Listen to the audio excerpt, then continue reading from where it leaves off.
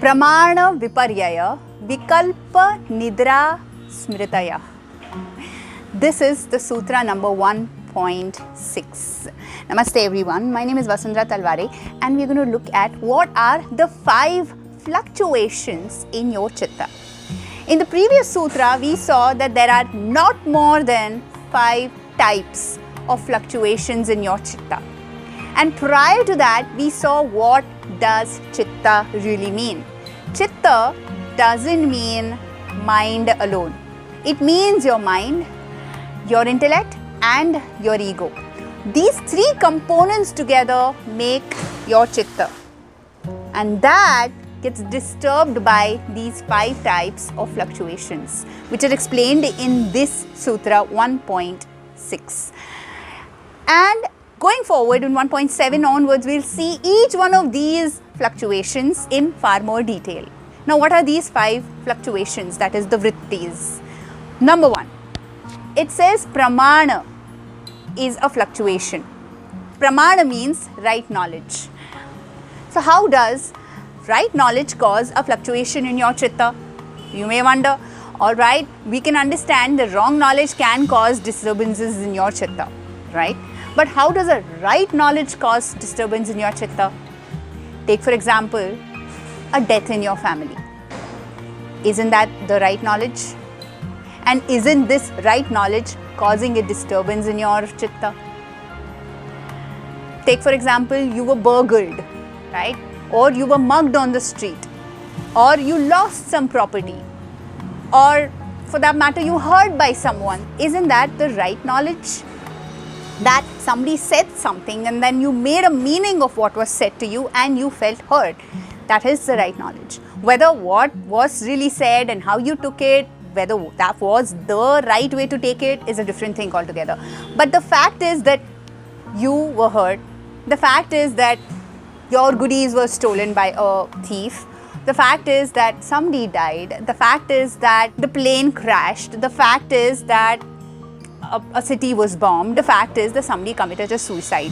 So these are all right knowledge. And aren't they a source of your pain? So that's exactly what this sutra is saying, that number 1 is pramana. Right knowledge can be a source of your fluctuation in your vritti, right? And the vritti can be klishta or aklishta, as we saw in our previous sutra. So right knowledge can give you pain and it can give you pleasure also, right? You won a lottery. Isn't that a great news? So you feel elated. So that's a pleasurable vritti. So that becomes an aklishta vritti. So similarly, let's look at the second vritti that's mentioned in this sutra. That is viparyaya. What does viparyaya mean is your wrong perception, wrong knowledge. And there could be so many misunderstandings we have in our relationships or in our conversations, or we hear somebody murdering someone, or we see somebody doing something to the other, but we don't really know whether that has happened or not. But we conclude that this is what it is, and somebody said something bad about me, or somebody killed someone, or somebody gossiped about someone, or somebody did something, and we feel bad about that fact, isn't it? So that's viparyaya. Wrong knowledge can lead to a painful vritti or a pleasurable vritti also. So there are many people who praise you on your face, correct? Deep down even you know that you don't really deserve that praise. Maybe they are also lying a lot to make you feel better in that situation, but you feel nice about it, right? So that's the wrong perception that's leading you to feel nice. So that's the second vritti. The third vritti is vikalpa. That's imagination. So imagination has no bounds. Imagination can lead you to pain or pleasure. You can imagine whatever you want. There's no end to it. The fourth vritti is nidra. That is your sleep. Now, how is sleep going to lead you to pleasure or pain? One is the dreamless state of sleep. That's when your subconsciousness is in tune with your core, with your soul.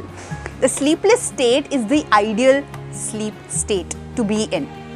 But there are very few moments we are in that state of sleep. Most of the times, it's the dream state that we are in, and that causes either the pain or the pleasure. Great dream, great pleasure.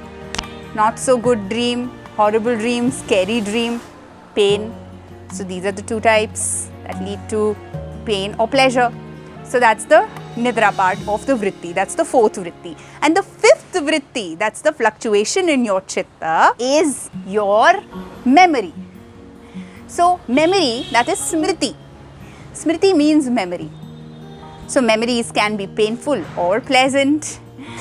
You remember something that was painful, that was hurtful, that was not so nice, and you feel hurt about it. You recreate the whole thing in your chitta and you feel all those sensations as if it is happening to you again today, and feel pain. The same pain that you felt 20 years ago. Isn't that true? So that's a painful vritti, and the same vritti can create a pleasant memory as well, isn't it? So something that you've won in the past, or something nice, romantic, beautiful that you've experienced in the past, a journey that you've gone on, a city you've visited, the people you've met, some party you've attended, people you've hung out with, and stuff like that. So that can lead to a pleasant memory, a pleasant experience therefore, and you start living that. So the fifth fluctuation is your memory. So these are the 5 fluctuations, and you may ask, why is it a problem to have the positive aspects of all these 5? Why can't I make positive perceptions? Why can't I have positive misunderstandings or the positive wrong knowledge that leads me to have a pleasant experience? Why can't I have a good dream? Why can't I have a good memory?